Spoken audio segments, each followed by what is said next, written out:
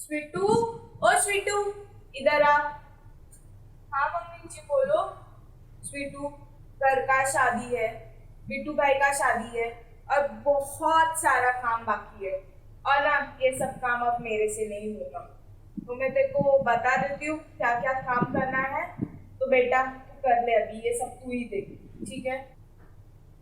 ठीक है मम्मी जी बोलो क्या क्या करना है, मैं लिख के लेती हूँ।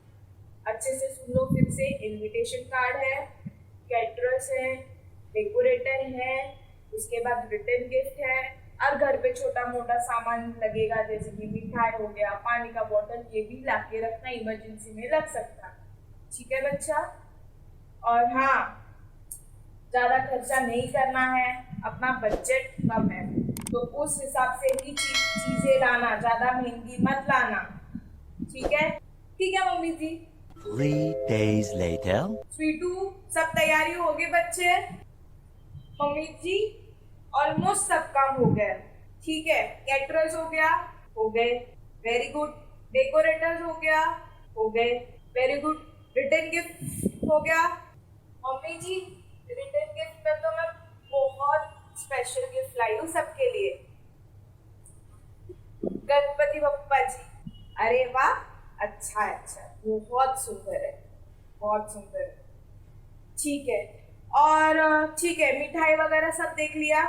हाँ मम्मी जी, बहुत अच्छे से काम किया बेटा, तुमने बहुत अच्छे से काम किया, शाबाश शाबाश। ठीक है mummy ji. So we all saw one small skit, one small communication between the duo, that is mother and a daughter. From that communication, we all have came to know about there is a marriage function that is going to happen at their home. And now we all know when there are marriages, there comes a lot of work, task, and responsibility. So similarly, the mother had lot of task and work to do. However, she being old, she is not able to complete those tasks. So what mother decides? Mother decides to give this task to her daughter. And what were the tasks? The tasks were arrangements of decorators, arrangements of caterers, invitation cards, arrangements of written gift, arrangements of some sweets, water, etc. etc. So, and they also took into consideration their finance. So the mother had given the task to perform or to do all this arrangement under certain financial consideration or under certain budget. So the daughter, what she does, she makes this arrangements. And when she's doing this arrangement, students, arranging people from outside to do certain tasks, arranging certain resources like sweets, written gift, and also taking into consideration the finance, the budget, all this she's doing is nothing but organizing of resources. Hello students, welcome back to my channel. And students, today I am here to teach you all our second function of management, that is organizing. In last lecture, we have already done our first function, that is planning. And for detailed explanation, please visit the above link.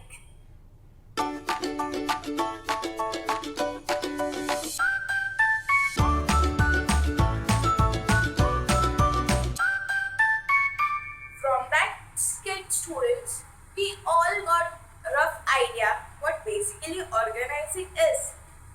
In simple words, from that skit, we understood organizing is making arrangements or bringing all the resources together. So students, now will study in detail what is organizing. So organizing, it is a process of identifying and bringing all the resources like man, material, machines, money, methods together and use them properly for achieving the objectives. Just now we saw the skit in which all the resources administration, finance, and other resources like sweets, everything were brought together. Why?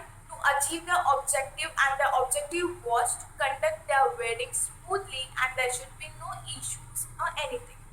Similarly, in organization, when an organization wants to achieve certain targets, for examples, they want to improve their customer satisfaction, and to satisfy their customer, they may improve the quality of product or they may offer heavy discounts on the product.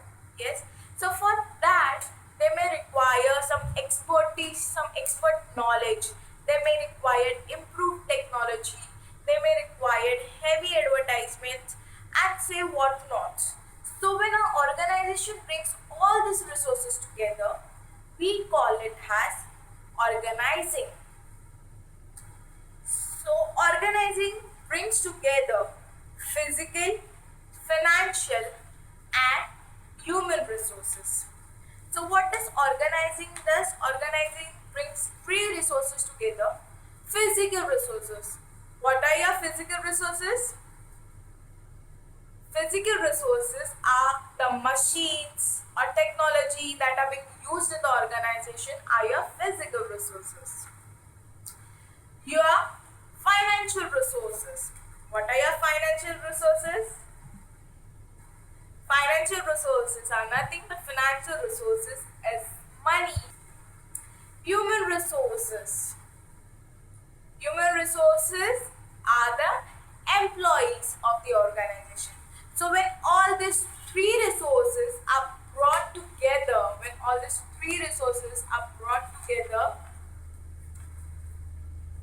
we term it as organizing. So students, in simple words, organizing is nothing but bringing all the resources together to achieve the objectives or goals of organization. Now we see one definition that is given by Louis Allen. Let us see what Louis Allen says about organizing. According to him, organizing is the process. It is a process of identifying and grouping the work to be performed, defining and delegating responsibility and authority, and establishing relationship for the purpose of enabling the people to work most effectively together in accomplishing its objective.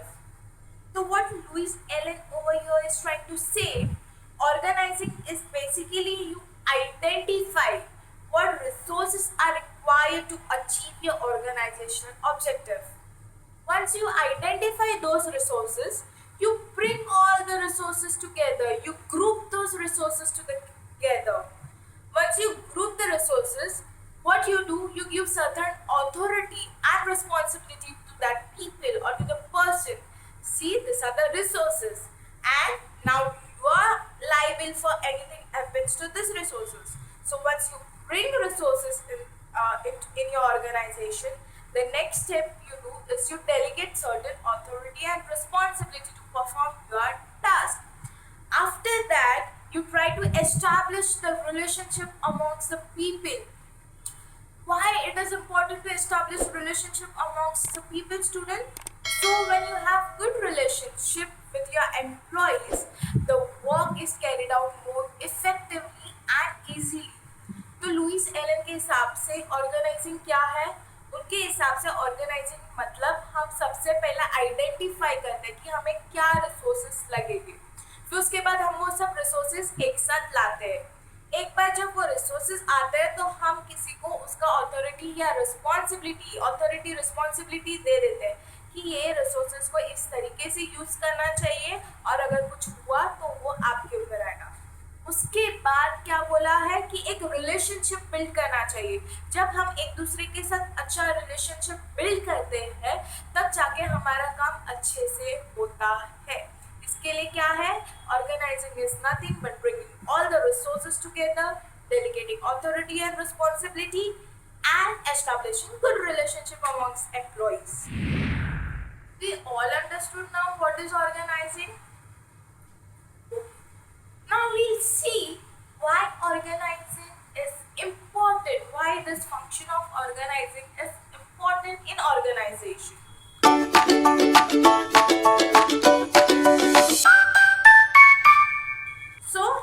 importance of organizing.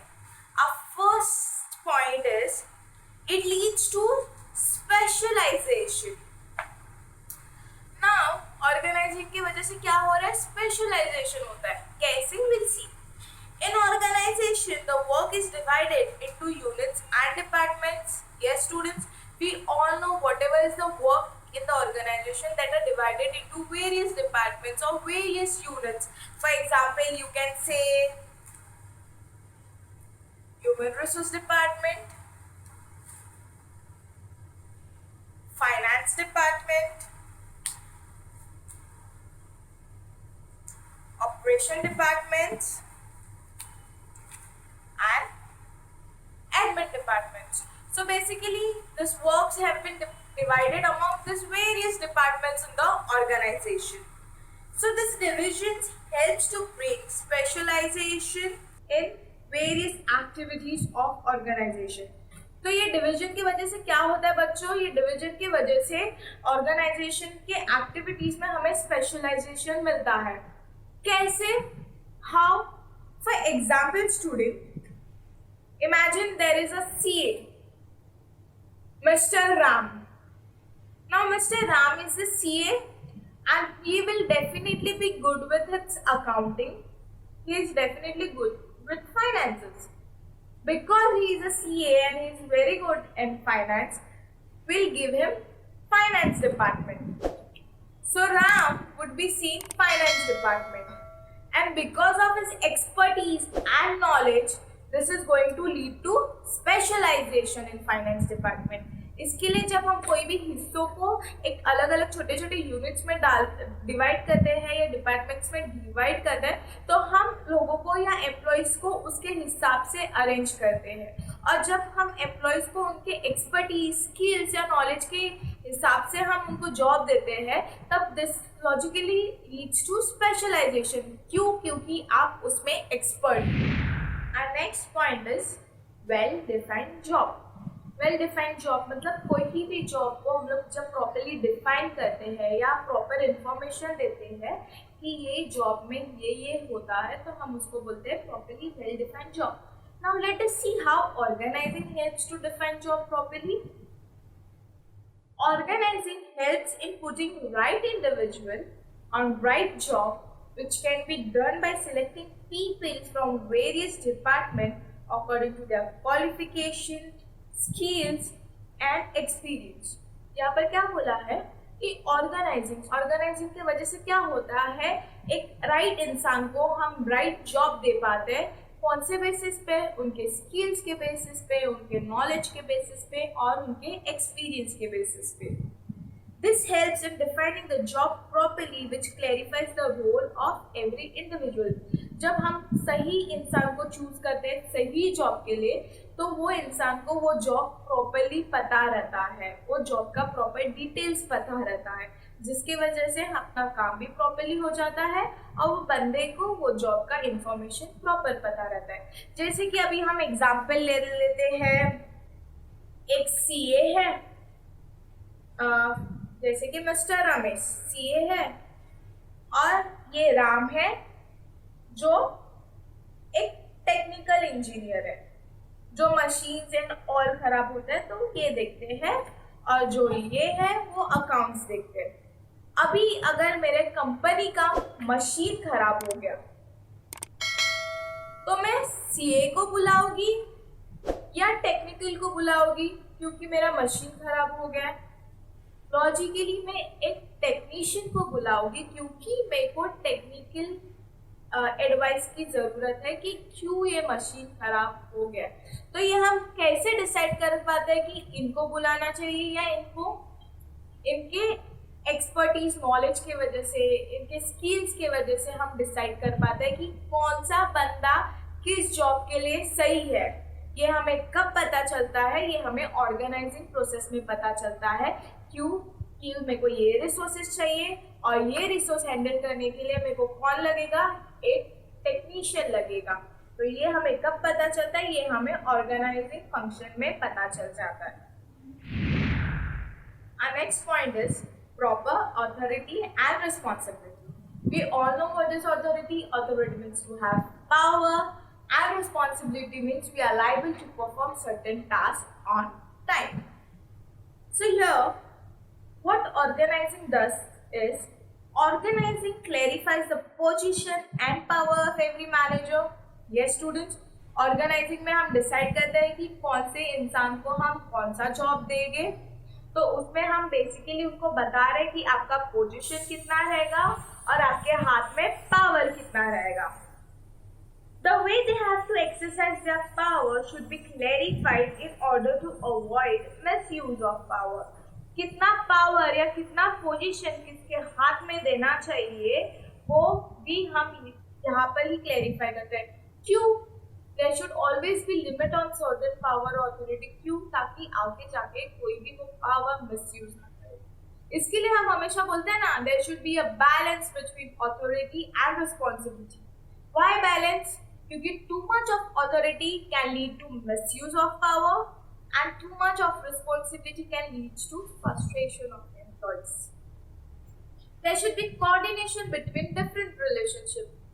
जो भी है authority है या responsibility है उनमें एक balance रहना चाहिए, प्रॉपर कोऑर्डिनेशन रहना बहुत जरूरी है. Clarity should be made for having an ultimate responsibility attached to every authority. मतलब एक प्रॉपर क्लियरेंस देना जरूरी है कि कितना किसको ऑथोरिटी दिया है और कितना नहीं, ताकि कोई जाके आगे उसको मिसयूज ना कर सके. For example, Mr. Raju. Mr. Raju is a manager of finance department. तो इनको अथॉरिटी है, इनके पास पावर है कि इनके टीम में कुछ भी हो तो ये डिसीजन ले सकते हैं. फाइनेंस का डिपार्टमेंट ये पूरी तरह से हैंडल करते हैं. कुछ भी इम्पोर्टेंट डिसीजन हुआ तो ये इमीडिएटली ले सकते हैं. पर कोई भी इनफ्लो या आउटफ्लो ऑफ कंपनी का है कि कंपनी के बाहर कंपनी से कितना पैसा जाएगा, एम्प्लॉयज को कितना पेमेंट देना चाहिए, कितना नहीं देना चाहिए, कंपनी कितना खर्चा उठाएगा, कितना नहीं उठाएगा, ये इनके हाथ में नहीं है. तो इनका पावर या इनका पोजीशन क्या है, इनका पावर या इनके हाथ में अथॉरिटी यही है कि इनको इनके टीम को संभालना है और जो भी फाइनेंशियल ट्रांजैक्शन कंपनी के हैं उनको बस रिकॉर्ड करना है और उसको देखना है, मॉनिटर करना है, यही उनका अथॉरिटी है. पर कंपनी के ट्रांजैक्शन ओवरऑल इनफ्लो आउटफ्लो देखना ये इनके ट्रांजैक्शन नहीं है. क्यों? क्योंकि अगर ये भी हम मिस्टर राजू के हाथ में देंगे तो शायद से ये आगे जाके उसको मिसयूज कर सकते हैं और क्या पता ये बैग में कंपनी का ही पैसा लेके भाग गए. तो इसके लिए हम बोलते हैं कि there should be proper authority and responsibility. Our next point is effective administration. Now we'll see how organizing helps us for effective administration. The organizing helps us in defining the right job to the right individual. Yes, organizing में हम क्या करते हैं, सही इंसान को सही job देते हैं. The role of each and every employee in organization is well defined. तो एक एम्प्लॉय को ऑर्गेनाइजेशन में क्या काम करना और क्या नहीं ये हम प्रॉपरली डिफाइन कर लेते हैं. The division of work leads to specialization. Students, we all know the work in the organization is divided into small units or small departments, and when you divide your works into units or departments, this leads to specialization. And when there is specialization in organization, there is going to be efficient and effective administration. मतलब जब हमारे organisation में कोई भी specialisation होता है तो हमारा काम अच्छे से ही चलेगा ना. जैसे कि फॉर एग्जाम्पल, अगर कोई भी मशीन खराब हो गए तो ये मशीन ठीक करने के लिए हमें टेक्नीशियन ही लगेगा. क्या ये मशीन कोई भी CA या ह्यूमन रिसोर्स डिपार्टमेंट वाला कर सकता है? नहीं कर सकता है. तो ये राइट जॉब के लिए जब हम राइट बंदा सिलेक्ट करते हैं जैसे कि टेक्नीशियन, तो क्या हो जाता है, स्पेशलाइजेशन हो जाता है.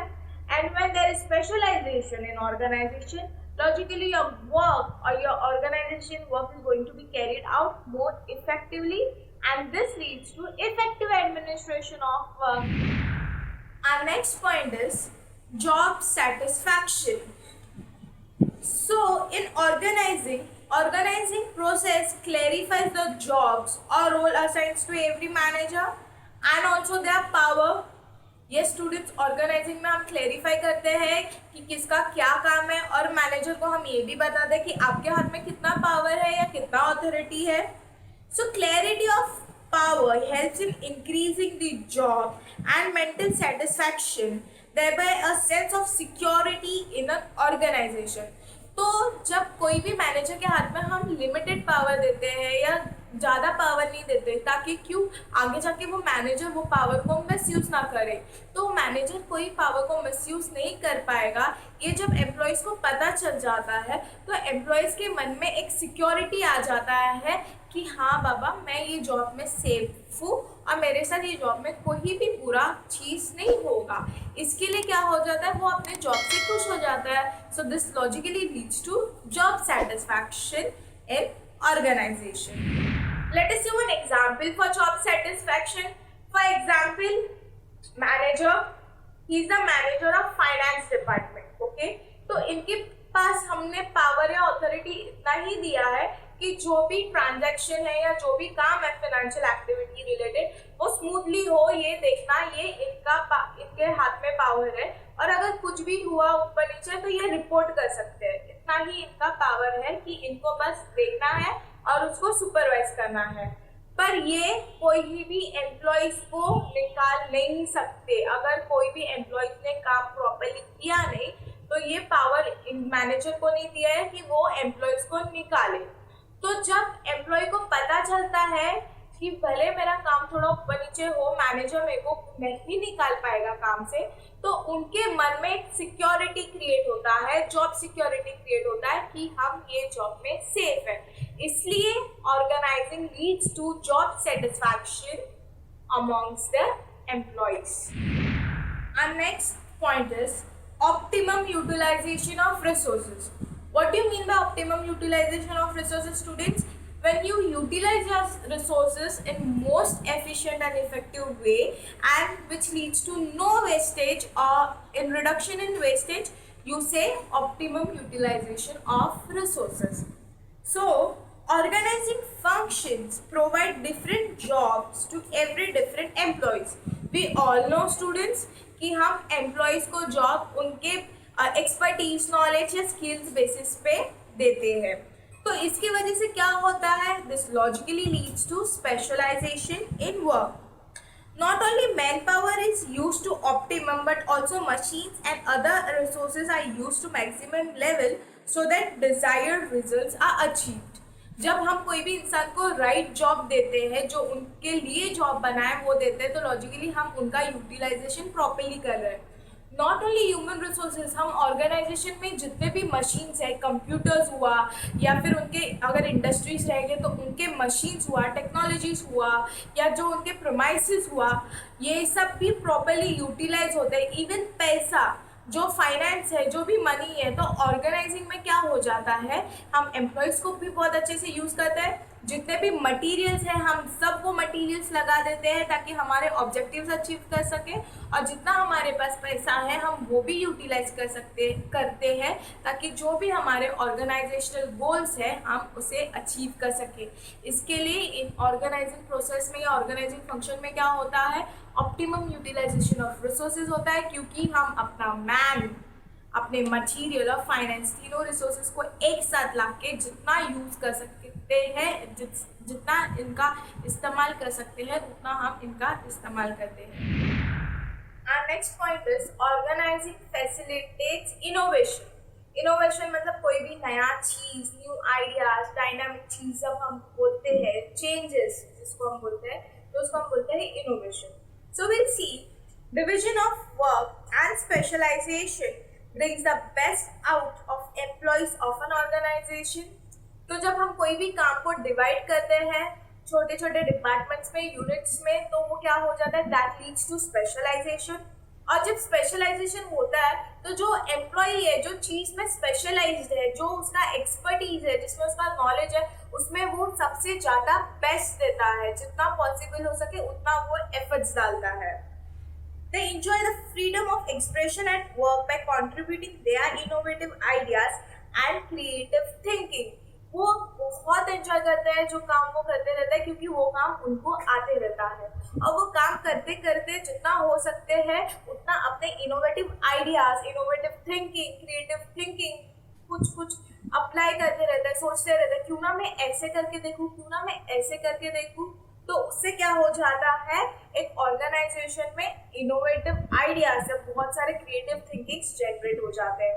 For example, mister Raj is into finance department. ये फाइनेंस डिपार्टमेंट के हेड है, तो इनका नॉलेज किस में है ज़्यादा, अकाउंट्स में, फाइनेंस में। तो ये अलग अलग तरीके से देखते हैं कि किस तरीके से हम अकाउंट्स को या बुक्स ऑफ अकाउंट्स को इजीली मेंटेन कर सकते हैं, रिकॉर्ड कर सकते हैं। जैसे कि पहले ये मैन्युअली वर्क करते थे, फिर इन्होंने सोचा, बहुत सोचा, और इन्होंने सोचा कि क्यों ना हम कंप्यूटराइज करें।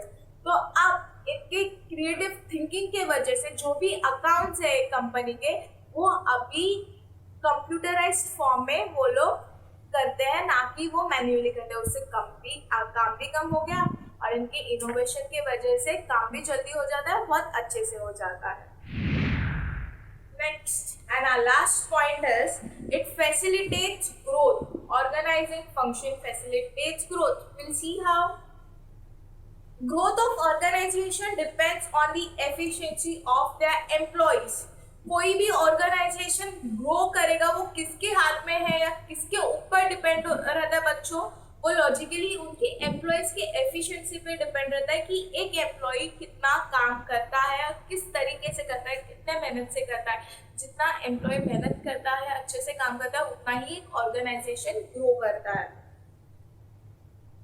Efficiency is possible by clarifying the position of manager, coordination between authority and responsibility, and concentrating on specialization.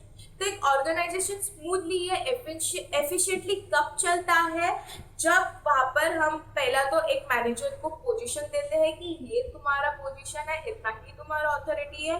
और जब हम डिसाइड करते हैं कि एक ऑर्गेनाइजेशन में अथॉरिटी एंड रिस्पॉन्सिबिलिटी कितना रहना चाहिए, मतलब प्रॉपर बैलेंस रहना चाहिए।